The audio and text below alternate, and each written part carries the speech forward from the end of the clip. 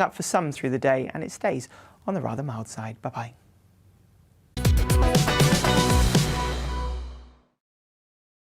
You're watching GB News live across the UK and the world on our digital stream. GB News is Britain's news channel. We are the UK's home of discussion and debate from all perspectives. We are here for you. Don't forget to join our YouTube community by clicking on that subscribe button.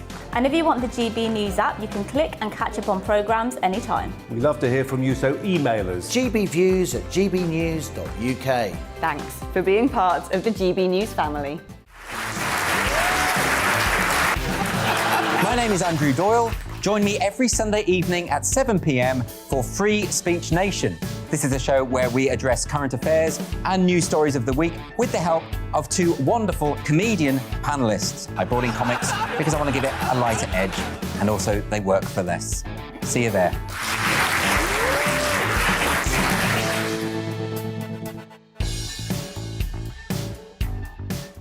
Join my show Farage, 7 p.m. till 8 p.m. Monday through Thursday, and there you will get opinion, analysis, debate, and I'll cover stories that nobody else dares to touch. And then for the last 15 minutes, talking pints. We're over a drink. We have a civilised conversation with someone. We very often disagree, but we do it in a grown-up way. Come and join me on Farage.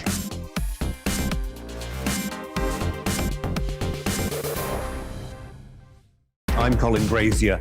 I've reported from more than 70 countries around the world, covered wars from Afghanistan to Iraq, from Lebanon to the Balkans. I'm trying to bring that experience, that feel for events, to the studio. And something else. I'm ready to give an opinion. Today's stories with a spark. Brazier from 8 p.m. weekdays on GB News.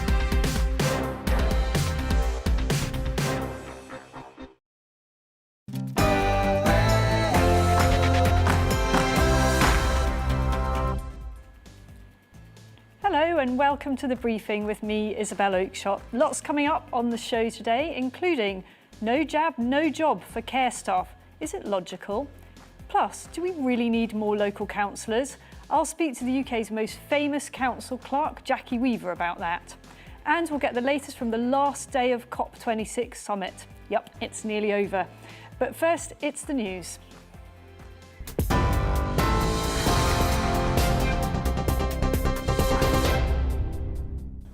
I'm Rhiannon Jones. This is your news at 12 o'clock. A new draft of the COP26 agreement has been published as the climate summit enters its final scheduled day. The new proposal appears to back away from a call to phase out coal and fossil fuel subsidies completely. The draft is likely to undergo further negotiations, which are meant to finish at 6 p.m. but could overrun. Scotland's First Minister Nicola Sturgeon says Boris Johnson should return to Glasgow for the talks. Labour's International Development Secretary Preet Kaur Gill told GB News leaders haven't done enough. We're nowhere near where we needed to be on halving the global emissions. We're actually putting our planet on track, as you've seen from the reports, for a disastrous 2.4 degrees of warming. And I think it's been really concerning. When I was there, certainly talking to Global South activists, the one thing that they were very clearly saying is we don't just want new warm words. What we actually want to see is action. 1,000 people reached the UK in a single day yesterday, and a new record for the current migrant crisis. Rescue operations worked well into the night, with some of the boats that were intercepted carrying up to 50 people. Yesterday's total will surpass the previous single-day record set earlier this month. The Belarusian State Border Authority says a group of around 100 migrants are moving towards a makeshift camp at the border with Poland, where thousands are already encamped. The European Union says Belarus is encouraging migrants to cross its borders illegally. It warns it could impose more sanctions against Belarus and against airlines carrying migrants. Turkish Airlines has agreed to suspend one-way ticket sales for Middle Eastern migrants seeking to reach Europe via Belarus. Russian and Belarusian paratroopers have been holding drills today near the Belarus-Poland border.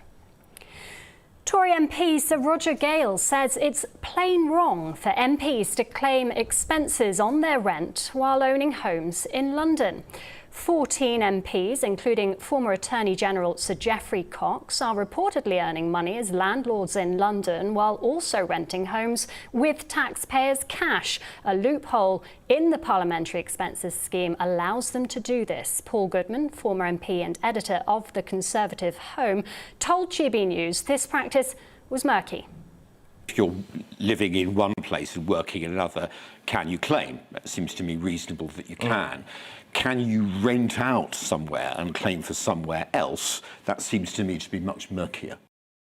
The Queen will attend the Remembrance Sunday service at the Cenotaph, but will miss the General Synod next week. It's believed this will be the first time she's missed her 5-yearly visit in its 51-year history. The 95-year-old monarch was ordered to rest by royal doctors just over 3 weeks ago and spent a night in hospital last month undergoing preliminary tests. A former aide to the Duchess of Sussex says he regretted not giving evidence in court. That's after Meghan Markle won a privacy case when a judge found the publication of a letter to her father was unlawful. The publisher, Associated Newspapers Limited, appealed the decision. Jason Naff, former communications secretary to Meghan and Prince Harry, claimed that the Duchess wrote the letter with the understanding that it could be leaked.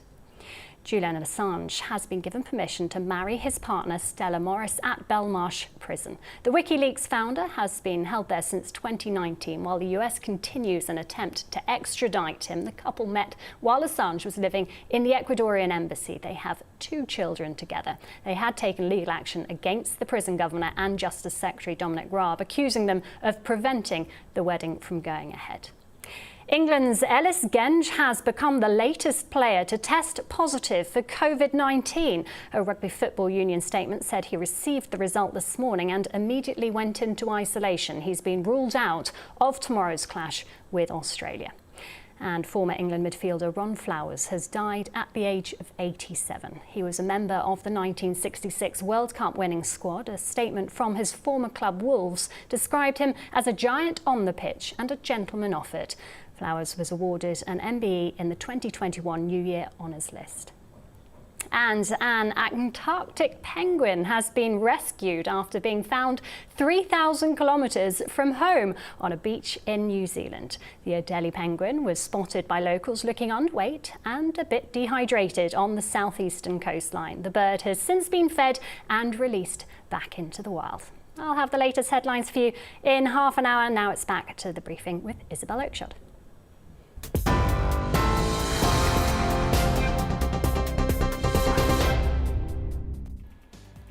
Coming up this hour on the briefing, thousands of care workers have been left without a job today after refusing to have the COVID vaccine.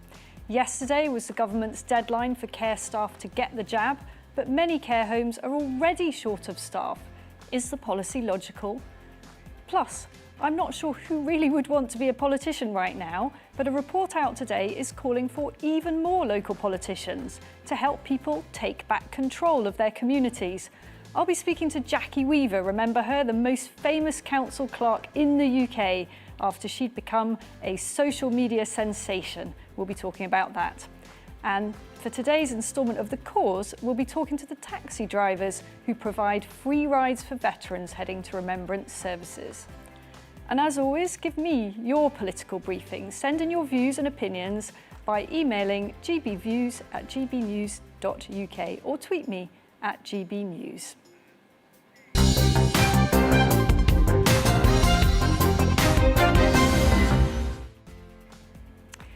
Now, today, tens of thousands of care home workers are waking up without a job, and that's because they've refused to have the COVID vaccine.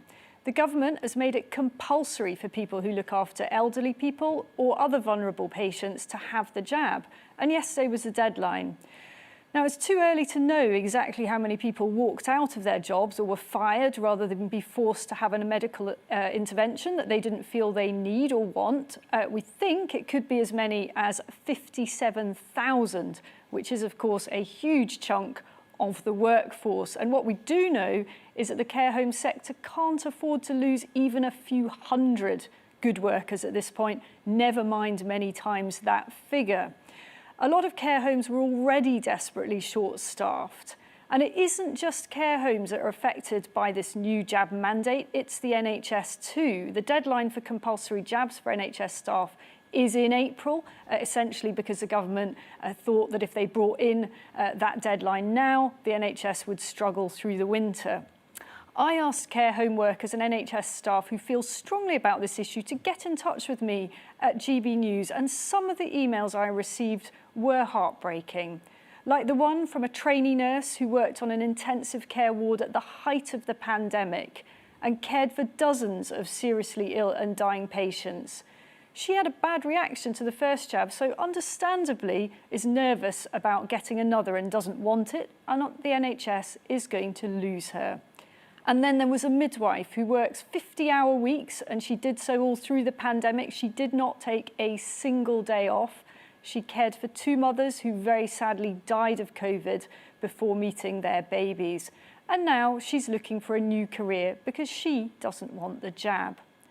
And then there's the NHS worker from Hampshire who got in touch with me. She works in a Hampshire hospital.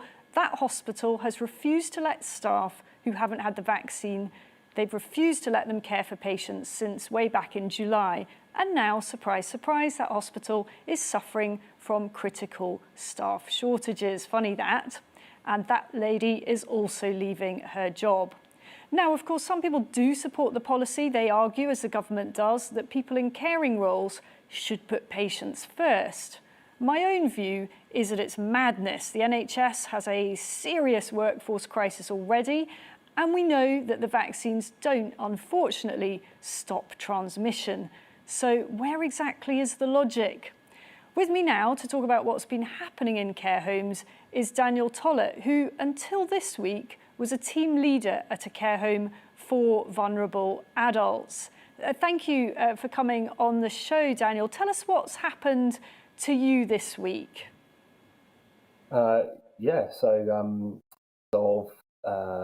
Wednesday morning, in fact, I found myself dismissed from my job. Which I assume didn't come as a total shock to you because this policy was announced some time ago, but you had been in your job for many years, I think, is that right? Yeah, so in the team leader role, I've been team leader for 4 years, and then with the company for 5 years. So kind of sort of end of an era, really. It's still sinking in. Tell us what exactly happened to you, because I think your case is quite unusual, isn't it, in the sense that you have actually had both the vaccines, but as I understand it, you as a team leader wanted on a point of principle to stick up for some members of your team that hadn't had the vaccines and didn't want them. Is that right? And can you talk us through how it played out? Yeah, absolutely. So, I got the vaccines in good faith, as I have done with all vaccines up until now. Didn't really give it a second thought at the time. As the sort of mandate was coming out and we received communications at work about it, personally, I started to feel uncomfortable about the way 2 of my staff were being treated, and I felt personally, as a team leader, I should stick my neck out on the line, stand up for them, and this is how it's ended up. So.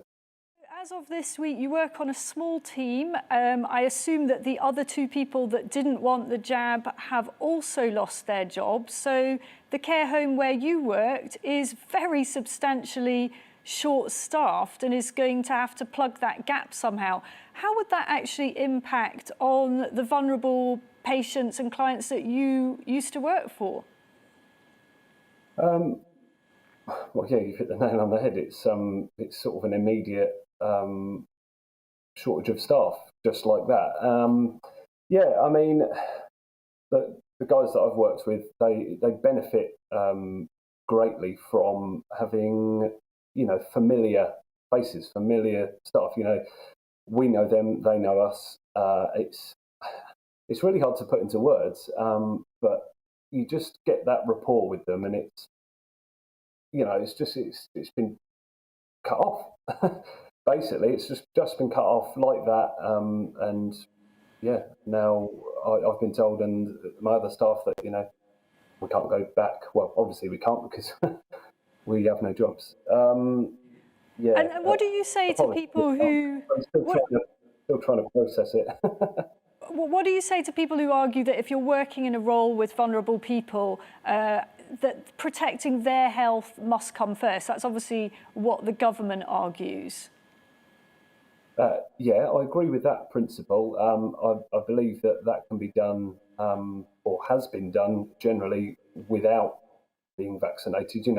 It's not like we got vaccinated and then we were suddenly able to care more for their health.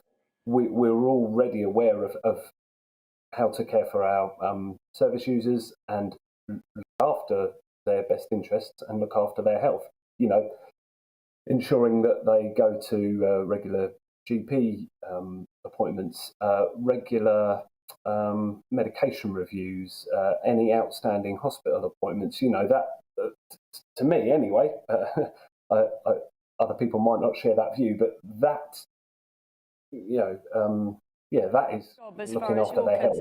So just very briefly, Daniel, because we're running out of time here, but how do you feel overall about the way the government has handled this issue? Because your employers had no choice on it. It's not really their fault. What is your feeling about the way the government has handled it? I do actually have some sympathy with, my company and the general sort of care sector, in that, the mandate firstly puts them under a great amount of pressure to, get their staff members vaccinated. Which then, of course, rolls down to the companies and then eventually rolls down to the staff. But yeah, like I said, the reality of it is that it's it ends up, you have people, well, like myself, I've only been in the company 5 years, but there's people that would have been in companies twice that, 3 times that, that have suddenly just sort of lost livelihoods, really. Yes, indeed. Well, look, thank you, Daniel, for coming on and telling us your story. That was Daniel Tollett, who until this week was a team leader at a care home for vulnerable adults and lost his job because he refused to push colleagues who didn't want the jab into having it. Now, I don't know about you, but it feels to me as if the COVID situation somehow got a bit worse this week. In terms of the figures, we know that it's getting better, not worse, in spite of the scaremongering, including, by the way, by the NHS Chief Executive Amanda Pritchard, who falsely claimed that hospitalisations are now 14 times worse than they were this time last year, when in fact they're lower. We are in a much better place than last winter, yet somehow things feel as bad as ever, not just in the UK, but in some other European countries, including the Netherlands, which is about to go into a 3-week partial lockdown. Earlier this week, for example, Sajid Javid said he couldn't rule out barring unvaccinated over 65s from public places, a pretty extreme measure if ever there was one. So why the panic? Well, with me to discuss what's going on is Francis Hoare, a barrister and legal commentator, and he's represented people in various COVID-related cases, and I know follows the various COVID facts and figures and statistics and the mood in a great deal of detail. Francis, do you feel like me, as if things have somehow taken a turn for the worse this week? I'm not sure. It's always difficult to say, and I know that the way the government's been operating, it seems pretty clear to me, has to a large extent been predicated on the basis that they are threatening people, essentially, whether to take the vaccine, probably to take the vaccine more than anything else, because the threats that have been made since Boris Johnson announced the delay, or I think it was when he announced that the 19th of July would happen, and he introduced the idea of vaccine passports in that speech. That never happened. The 19th of July being the end of the end of all restrictions, save for the isolation restriction, which still applies, both after travelling and after having a positive COVID test. Yes. So we know that the statistics are sort of heading in the right direction, but the government has this week been very, very keen, and last week as well, to push the booster jab. And that may account somewhat, I imagine, for the kind of slightly new sense of hysteria around everything. They want people to be frightened into getting that booster. In terms of, and you heard our package earlier with Daniel Tollett, all the people in the NHS and the care home sector who have been told they'll lose their jobs, and some already have done, if they don't get the jab, do they basically have to sort of suck it up? There's nothing they can do about that now. Do you see anything changing between now and when the NHS mandate comes in? I think, well, I should say I've been instructed recently in a legal challenge against the mandatory vaccination of care home workers. That challenge is no longer going ahead. A decision was made against us, and the decision was taken by those taking the case not to appeal. So it's not an ongoing case, but I won't comment on that directly. But the underlying issue, it seems to me, is, well, there are a number of underlying issues. One is that there has been a general trend over the last 50 years particularly towards medical and patient autonomy. And that's not just because of the Second World War, it's because of a number of international instruments that banned any form of mandatory medication. And of course, we have been here before in terms of the debate. Before coronavirus, there's quite a lot of debate about the MMR vaccine for little ones and whether or not that might become compulsory for access, for example, to nurseries. And the government never wanted to go there with that. And now they really have, they've crossed the Rubicon. It could well be that other mandatory medical interventions become a little bit less of a hurdle. Yes, and also I think underlying this is the desire to have a form of digital identification, which it seems to me is a very important and troubling reason why the vaccine passport, so-called, is being promoted. And I think we need to be very alive to that. Boris Johnson famously said in 2004 that he would eat his hat, or was to that effect, if we ever had any form of identification cards. And that was just a sort of paper identification card of the type that we had in the Second World War and that they had in the Troubles in Northern Ireland, and not anymore. Now we're talking about a digital identification, which is already in play. It's the NHS app. Some theatres and other places already use it. And that is an extremely dangerous development, because it's a development that allows the state to track where you go, who you associate with, and so on. Yeah, indeed. And you know what, Francis, I think that when the Prime Minister said he'll rather eat his hat or make some other extreme comment, we usually know not to believe that. I do think I remember him saying that he had more chance of being decapitated by an olive, a flying olive or something like that, than becoming Prime Minister. And here we are. And here we are. So anyway, listen, thank you very much for coming in. I'm afraid there's no immediate end to any of this insight, so I'm sure we'll be getting you back on again. Thank you. Thank you. Francis Hoare, a legal commentator and barrister who has been very involved in various COVID cases. So, she became an unlikely overnight star when a parish council meeting went viral earlier this year. I will be talking to the one and only Jackie Weaver about calls for more local councillors. See you in a few minutes. Join me, Alex Phillips, for the afternoon agenda on GB News, Monday to Thursday from 4 p.m. till 6 p.m. We don't lecture to you or try to tell you what to think. We do a deep delve into a topic with views from across the range of debate, therefore leaving you, the viewer, to make up your own mind.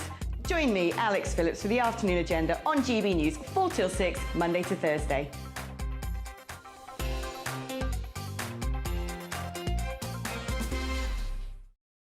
You're watching GB News live across the UK and the world on our digital stream. GB News is Britain's news channel. We are the UK's home of discussion and debate from all perspectives. We are here for you. Don't forget to join our YouTube community by clicking on that subscribe button. And if you want the GB News app, you can click and catch up on programmes anytime. We love to hear from you, so email us. gbviews@gbnews.uk. Thanks for being part of the GB News family. My name is Andrew Doyle. Join me every Sunday evening at 7 p.m. for Free Speech Nation. This is a show where we address current affairs and news stories of the week with the help of two wonderful comedian panellists. I brought in comics because I want to give it a lighter edge, and also they work for less. See you there.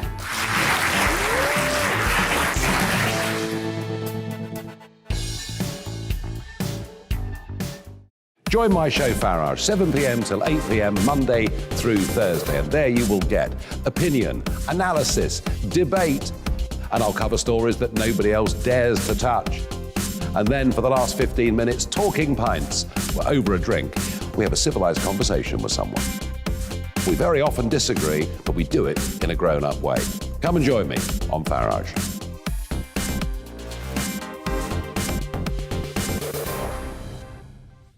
I'm Colin Brazier. I've reported from more than 70 countries around the world, covered wars from Afghanistan to Iraq, from Lebanon to the Balkans. I'm trying to bring that experience, that feel for events, to the studio. And something else, I'm ready to give an opinion. Today's stories with a spark. Brazier from 8 p.m. weekdays on GB News.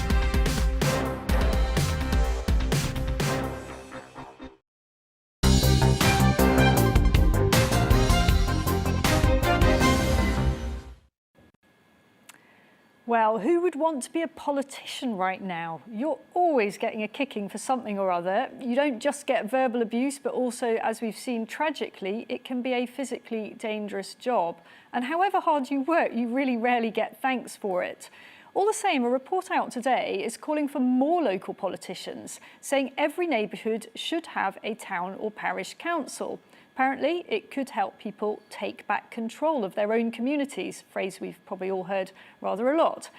A report by the think tank Onward said having more councillors would restore civic pride and create stronger communities.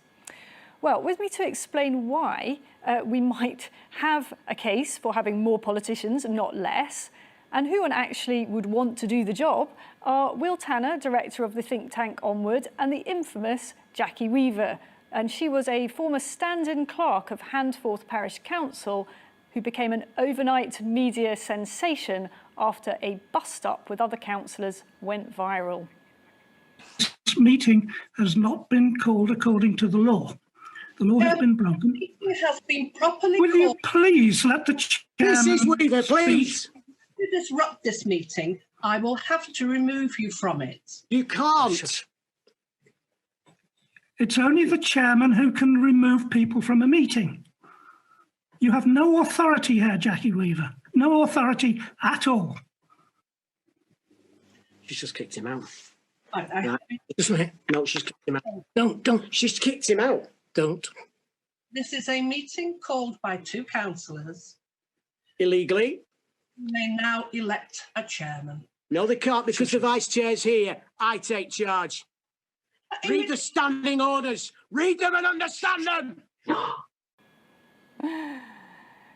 Jackie and Will, thank you so much for joining me today. I don't know about you, I never get tired of watching that. But Jackie, aren't we just going to get more of this stuff if every neighbourhood has a parish council? Won't we just sort of have a sort of nation of busybodies? Do we really need more of these people?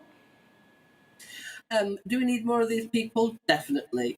Will we get more of those people? I don't think so. I mean, when you think about it, out of all the, over 10,000 councils that we have in this country already, very rarely do you see something like you saw in Handforth.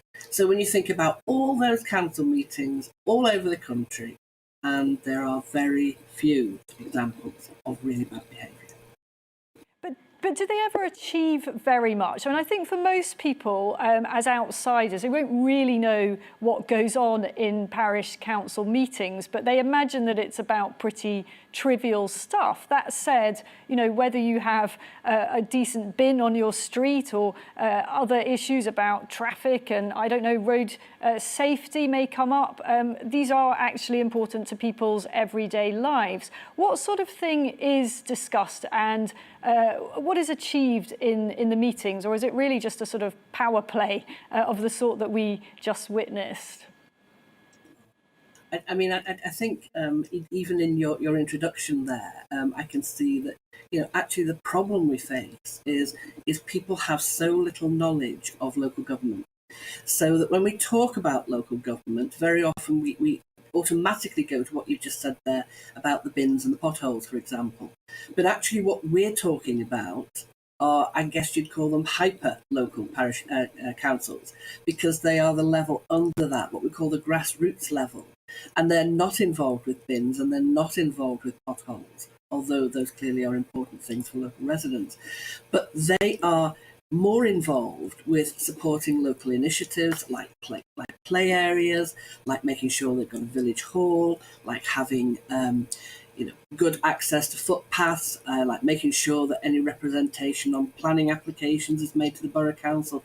It's really that place where the local voice, the real local voice, the things that happen right outside your door in your community, are fed into decision making, and often they're actually places where they can collaborate and make things happen locally as well. For example, play areas, village halls, paths, that kind of thing. So the kind of thing that actually to you and I are really boring and uninteresting because we are not affected by them. But if you are in a community that doesn't have young children and you don't have a play area, or you have a derelict play area, a play area in that community honestly means so much to those people. Yeah, yes, indeed. I want to bring Will Tanner in here because this was the think tank, you're the director of the think tank that came out with this report. Will, do you think that we would get enough, if the policy that you suggest was implemented and there were councillors, mini councillors, if you like, everywhere, would you get enough people actually wanting to do it? And would they be of the right quality? Would you get people who had the right qualities, to work together in a way that clearly in the Jackie Weaver notorious case didn't really happen? Well, I think one of the problems is that, firstly, these councils only exist in some places. So only 37% of England has a town or parish council. 63% of places don't have that hyper-local governance. And as Jackie says, they often are not that prominent in the public imagination, and while where they exist, they play a really important function. Where they don't exist, people don't know that they have the option to instate one. So what we're calling for is for the government to make it far, far easier for local places to set up a local community council. In London, there's only one community council in Queen's Park in Westminster.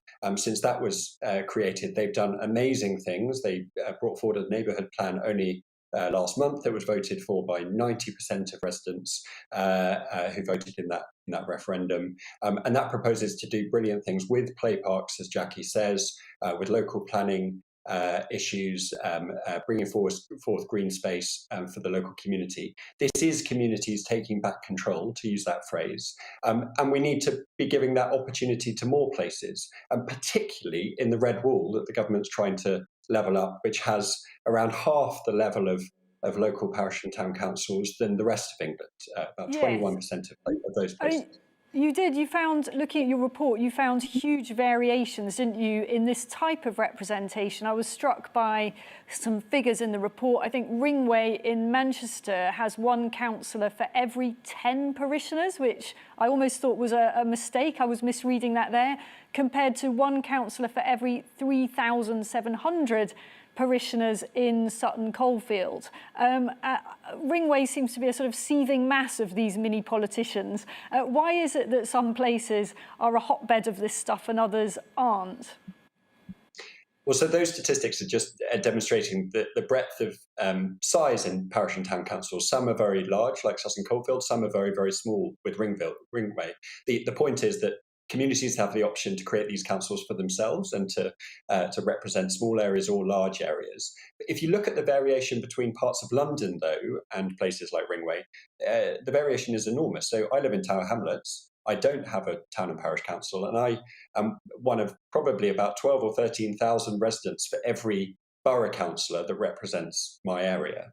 That compares to, as you say, one councillor for every 20 or 10, 20, 30 for many parish and town council areas. So the level of representation, that democratic representation, is just far higher in places that have town and parish councils. Okay, well, thanks so much for coming on, Will. And Jackie, if I can just finish off with you, can you give our viewers who might be thinking possibly of volunteering for something like this a few good reasons to do it, very briefly? What's the kind of plug for the job? Plug for the job. If you are someone who really wants to achieve something in your local community and you are fed up of baking cakes and trying to raise money a penny at a time, then make sure you have a town or parish council where everybody can get involved in delivering something for the community, not just the people who bake cakes. Thank you so much for that. Jackie Weaver, Chief Officer of the Cheshire Association of Local Councils, and also thanks to Will Tanner, Director of the think tank Onward. Still to come on The Briefing, we'll have the next instalment of my series of very special interviews, The Cause, where we talk to people about a campaign or charity that matters to them. Today, I'm going to be joined by the taxi drivers who provide free rides to veterans heading to remembrance services. But first, it's the latest news.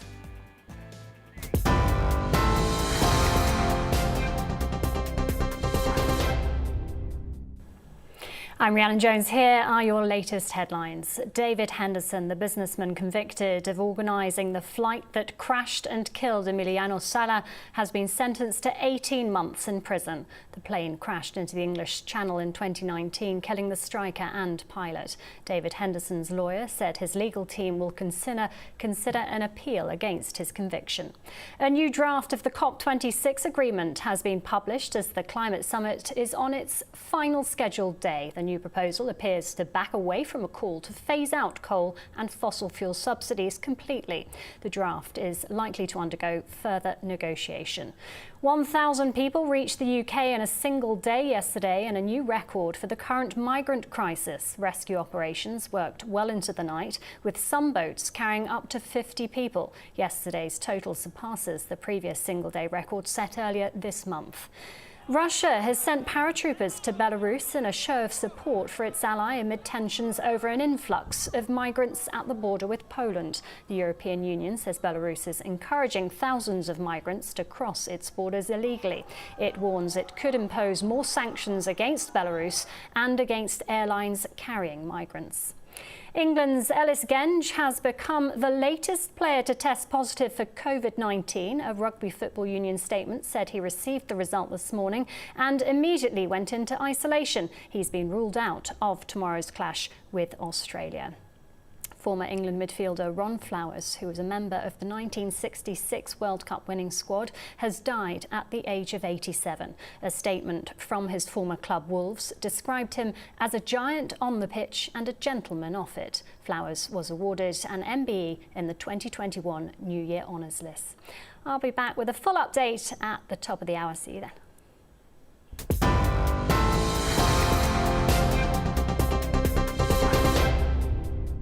You're watching GB News live across the UK and the world on our digital stream. GB News is Britain's news channel. We are the UK's home of discussion and debate from all perspectives. We are here for you. Don't forget to join our YouTube community by clicking on that subscribe button.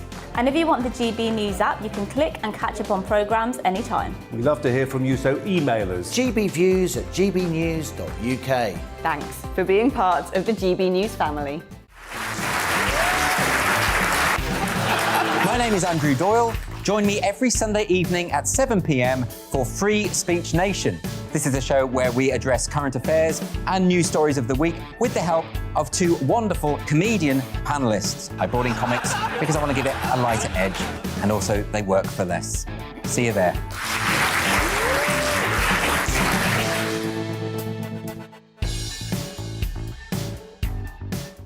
Join my show Farage, 7 p.m. till 8 p.m. Monday through Thursday, and there you will get opinion, analysis, debate, and I'll cover stories that nobody else dares to touch. And then for the last 15 minutes, talking pints. We're over a drink. We have a civilised conversation with someone. We very often disagree, but we do it in a grown-up way. Come and join me on Farage.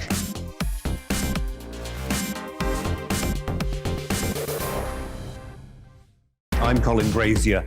I've reported from more than 70 countries around the world, covered wars from Afghanistan to Iraq, from Lebanon to the Balkans. I'm trying to bring that experience, that feel for events, to the studio. And something else. I'm ready to give an opinion. Today's stories with a spark.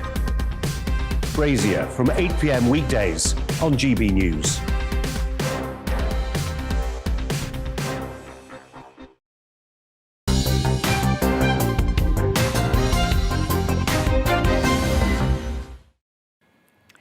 Now, yesterday was Remembrance Day, and one very special organisation spent a lot of the morning helping veterans get to commemoration events. Poppy Cabs is an organisation that works with London black cab drivers to provide free transport to former members of the armed forces who might otherwise not be able to make it to memorial services. Mike Hughes volunteered yesterday to take 101-year-old Major Edwin Hunt to a war memorial in Worthing, and he joins me now. Thank you very much for joining us, Mike. How did you get involved with this? It started in 2009 originally, when a number of tube stations and lines were shut, one of which was Westminster Station. And a number of the veterans said, hang on, we can't get to and from the Remembrance Sunday service. And one of our drivers said, forget trying to get in any other way, put me in touch and I'll give them a free lift. So a few of the rest of us said, good idea. And in 2009, we had 14 of us lined up on Westminster Bridge, having taken people in and out. 4 years later, there was 107. And in 2018, 2019, we had in excess of 150 waiting on the bridge. That doesn't include those waiting elsewhere, and it doesn't include all the ones that were taken in the first place. We do just around about 1,000 cab journeys in under 2 hours. In association, so that's how Poppy Cabs itself started. There's also another charity called the Taxi Charity for Military Veterans, and I'm a volunteer driver for them. And I've been taking Major Edwin Hunt to and from Normandy and Holland for several years. He lives close to me. He and I have formed a very close bond. And in fact, he recently, on Tuesday last week, I took him to Gifford House, which is a rest home in Worthing, where he's just trying out for 2 weeks and hopefully will go there permanently. And I picked him up on Thursday morning, took him along to the Worthing War Memorial, where we both commemorated the 11th hour. Notice I said commemoration, not celebration. People say that these celebrate war. On the contrary, we commemorate it, hopefully, to stop wars in the future. Yes, indeed. So some of the drivers then are beginning to forge, really nice relationships with the same veterans, year in, year out. I know last year you weren't able to do it, is that right, because of coronavirus? It must have been nice to be able to provide that service again this year. Yeah. Well, the full service that we provide takes place this coming Sunday on the 14th, of course, which is Remembrance Sunday. We're going to have a few specials this year. We've got some drivers who pick up the same veterans every year. Others just turn up at the stations. And there's a special group called Scotty's Little Soldiers, which I believe was formed in 2010 when Corporal Lee Scott was killed in Afghanistan, and his wife discovered that there was very little help for widows and children. And she formed a charity which I believe has received several awards for what they do. That's just one group. We're also looking to take Chelsea pensioners, and in the past we've taken Gurkhas, and there are several groups that have been brought in, not counting the 12 locations we have with the mainline stations and things like Victory Services Club and Union Jack Club. It's a huge logistical problem, which I've done for 12 years, for which I get the grand sum of nothing. I imagine it means so much to the people that you help. I mean, for example, with the veteran that you've become close to, what does it mean for someone like him to have that support, to have that transport? Well, for many of the veterans, over the years, for many veterans, not just Ted, but others as well, they couldn't get to and from these places without the access that the London cabs provide, because every one of them is wheelchair accessible. In fact, I've had people coming in from the depths of Essex and Kent and all sorts of places. Many of these old boys, they may be in their 90s and late 90s, but their minds are still very, very sharp indeed. There's stories of some of the previous ones we've taken. A few years ago, I had one veteran picked up from West Wickham. He said he was part of the forgotten ones who had been captured in Japan. He was somebody who had been captured, was on board a Japanese prisoner of war ship, which was torpedoed by the USS Tang. 770 people on board, 220 survived, of which he was one. He was picked up by a Japanese fishing vessel 12 hours later, taken to Nagasaki, moved out of there 4 weeks before the bomb was dropped. We picked him up from West Wickham, took him past the drop-off point. He was so sharp, he said to the driver, "Hang on, are we supposed to drop off there?" And the driver gave him a white lie, which was, "Sorry, we've got to go to a holding place." They took him round to St James's Square, and there waiting for him was a vintage 1936 taxi and also another Japanese prisoner of war, of which there are only 5 left at that stage. And there are stories galore of these sort of things. Without the help we give them. Yes, and you know, these are a sort of, this is a breed that won't be with us, unfortunately, for that much longer. So it must be quite rewarding for drivers such as yourself to actually build that relationship and to hear some of these incredible stories. Yes, the old boys are going, but remember, we've had conflicts in Afghanistan, Iraq and others, and this is where people like Scotties come in. We must remember there are people and veterans who have been killed or injured and still go to commemorate remembrance under, again, the word commemorate, not celebrate. And so your plans for Sunday, you'll be effectively doing this for much of the day? We have a final briefing at 6:30 in the morning. We start from 8 o'clock in the morning till 10 on the inbound, and then we all meet up on Westminster Bridge, and there's a very, very emotional time. If you want to do something really, really emotional, stand on Westminster Bridge as Big Ben strikes the 11th hour on the 11th day of the 11th month with all 4 of your children stood next to you. That year, I didn't cry at the time. I did afterwards. It's extremely emotional. Our families come along and we share that moment to remember all those who gave so much so we could have our freedoms today. Thank you so much for talking to us about that amazing work with Poppy Cabs and the other causes that you work for related to that. That's Mike Hughes, who volunteered to take 101-year-old Major Edwin Hunt to a war memorial in Worthing yesterday and is going to be working all through Sunday helping other veterans. Now, COP26 honestly feels like it's been going on for 26 years, but good news, it's nearly over. Our political correspondent Tom Harwood has been doing a long stint there. He's there to the bitter end. Tom, is the end really in sight? I understand that there are frantic last-minute negotiations. Where are we at? You say with a hopeful tone in your voice that we are now nearing the end, although I have to dampen that hope, I'm afraid. Although the conference officially ends today, the negotiations may still rumble on. First, we were hearing it could be the early hours of tomorrow morning, past midnight tonight. Now, we've heard 1 or 2 suggestions that it could well push on to lunchtime tomorrow. That would be the most extraordinary extension of negotiations that seem to be in a very tricky place right now. We've seen various draft texts, some language watered down, and indeed some frantic people marching around this place, walking very quickly, slamming doors, these windowless negotiating rooms that they lock themselves in with those big oblong-shaped tables, countries' names on each of the thing. You get a tiny peek in before they slam the door and are back to negotiating. It's a frantic atmosphere here. And to make it even more frantic, I've just walked through the main concourse of COP26, where an enormous demonstration has just taken place.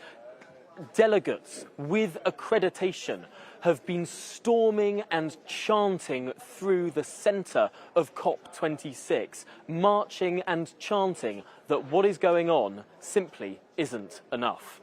Wow, this is extraordinary. As far as you know, has that kind of demo within the conference taken place at previous events, or is this unprecedented? And are we talking about a handful of people that have perhaps been in a secure zone for rather too long and it's all going to their heads? Or is this a more serious movement within the conference?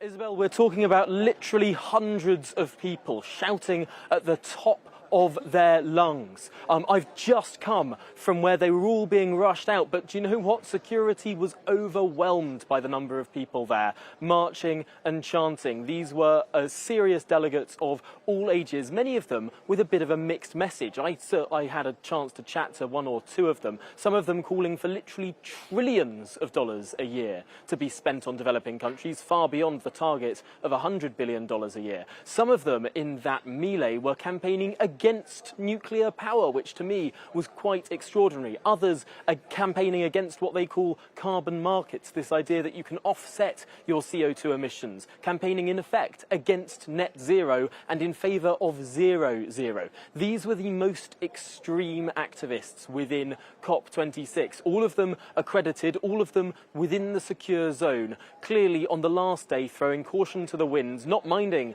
being expelled because they're really making their point. This was the kind of protest with even some banners that you would expect outside the gates of COP26, but today they were inside. And do you think that they planned to kind of go on the rampage right from the start? Was this something that they have been plotting all the way through, really regardless of how the conference played out? Or is it a symbol of frustration with the way the conference has been going?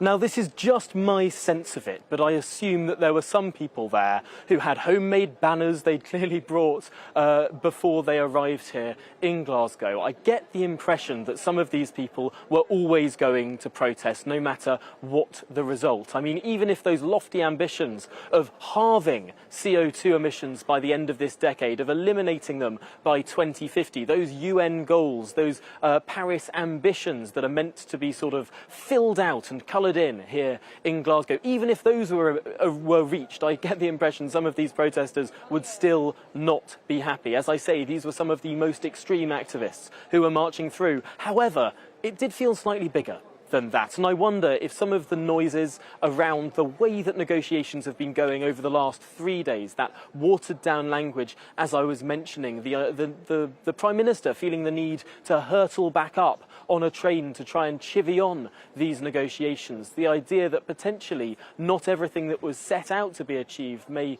be being achieved. Potentially that has grown that internal protest from that radical core that would always be there, expanding it into potentially some more moderate delegates as well. And one of the major criticisms of this right from the start has been really the absence of the Chinese leadership there. Just recap for those of our viewers that haven't followed every desperate cough and spit of this whole charade, as some of them may understandably see it. Remind us what happened, I think it was yesterday, in terms of some concessions from the Chinese and how significant that was. Absolutely. Late on Wednesday, early on Thursday, we got the flesh and some of the details of a bilateral agreement between the Chinese and the Americans. Now, while Xi Jinping is not here in Glasgow and has, in effect, personally boycotted COP26, that doesn't mean that the Chinese aren't here.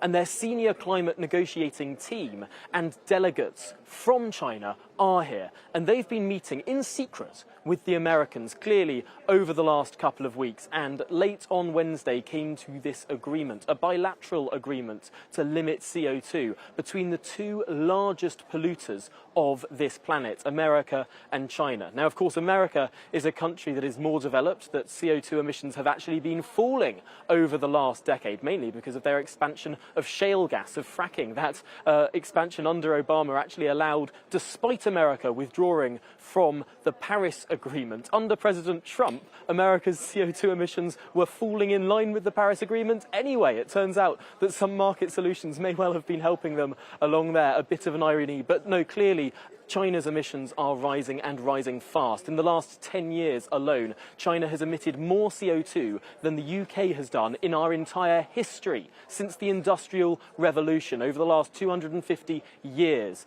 That's how much China is emitting right now. So for them to come to some sort of agreement with the Americans is significant. And of course, China makes up about a quarter of all CO2 emissions on this planet. So if they agree to something, potentially, that is the domino. That means that other countries may fall in behind them. Obviously, there were worries, there were wobbles on Wednesday. How much this new agreement between the Chinese and the Americans will tilt things in the right way, I'm not sure. Of course, from a British perspective, it is right to say the right way, because we've already signed up to so much of this stuff. We're already banning the internal combustion engine in new cars from 2030. We're already bizarrely banning gas boilers without quite knowing how we're going to replace them. We're already doing quite a lot in terms of cutting our CO2, which has already been cut by 45% in the last 30 years. If every single country in the world signed up to the same agenda that the government of the UK has signed up to, I don't think there would be as many worries in terms Indeed. of Tom, we're slightly running out of time here. Be on the right track. I'm sorry to cut you off there, because it seems to me you're incredibly over the detail over this. I'm slightly worried you're going native up there. Are you ever going to come back?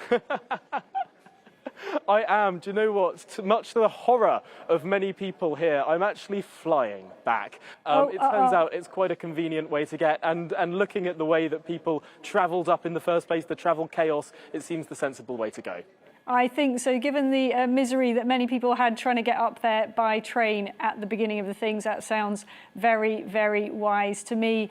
Tom Harwood, thank you so much for that very detailed report, and well done for surviving the full COP26 experience.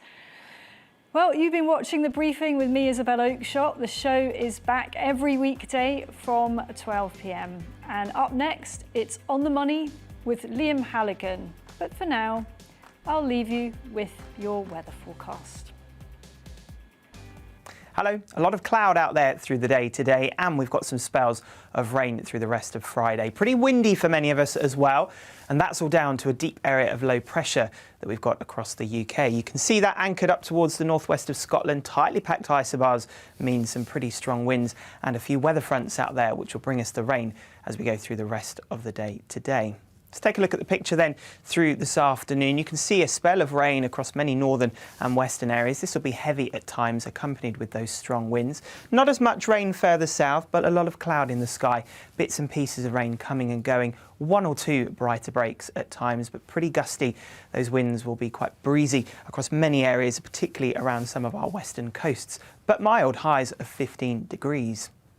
Through this evening and overnight, that rain continues to journey its way eastwards. Heavy for a time across parts of Cumbria and Yorkshire, but it will ease as we go through the evening and overnight. So for many, it's becoming much drier, and there'll be some clear skies across Scotland and Northern Ireland. So temperatures starting to take a tumble here as those winds ease, 5 or 6 degrees in rural spots, but staying mild across the south in double figures. So as we start Saturday then, plenty of sunshine across a large swathe of Scotland, northwest England and Northern Ireland, but a lot of cloud elsewhere. Through the day though, I am hopeful that we will see some breaks developing in that cloud, but it will stay quite grey down those eastern coasts with some patchy drizzle, and later rain arrives into the west of Northern Ireland, but for eastern parts of Northern Ireland it stays largely fine. Best of the sunshine across Scotland through Saturday, temperatures just a shade down on what they were during Friday. Through Saturday evening then, we continue to see this weak weather front pushing across Northern Ireland, bringing some thicker cloud and outbreaks of rain. Elsewhere, some patchy cloud, but under clearing skies, we will see some fog forming. So by the time we start Remembrance Sunday, a bit of a grey picture for many, brightening up for some through the day, and it stays on the rather mild side. Bye-bye. Hi, I'm Alistair Stewart, and I really hope that you can join me here on GB News. I've been in this game for 40 years and I've made lots of friends. I try and reflect what they think about the big stories of the day in conversation with me. That's why we call it Alistair Stewart and Friends, and you're a key part of it as well. I always get inundated with emails and messages and texts, and if they're really good, I play them back to you. 12 till 3 every Saturday and Sunday. Join me, Mark White, here on GB News. For more than 2 decades, I've been at the sharp end of reporting crime and security at home and abroad. From the scourge of terrorism to the fight against violent crime and the deepening small boats crisis in the Channel, they're issues you rightly care about, and so do I. As GB News Home and Security Editor, my focus will be on the stories that matter to you. Hi, I'm Patrick Christie's. And I'm Mercy Moroki. And we're hosting a show right here on GB News, 9:30 a.m. till 12 p.m. every single weekday. Call to the point. We're going to be talking about all the big issues that matter to you at home in Britain. Absolutely, whether it's holding politicians to account, discussing what's taking place in the Channel, banging on about law and order, we're not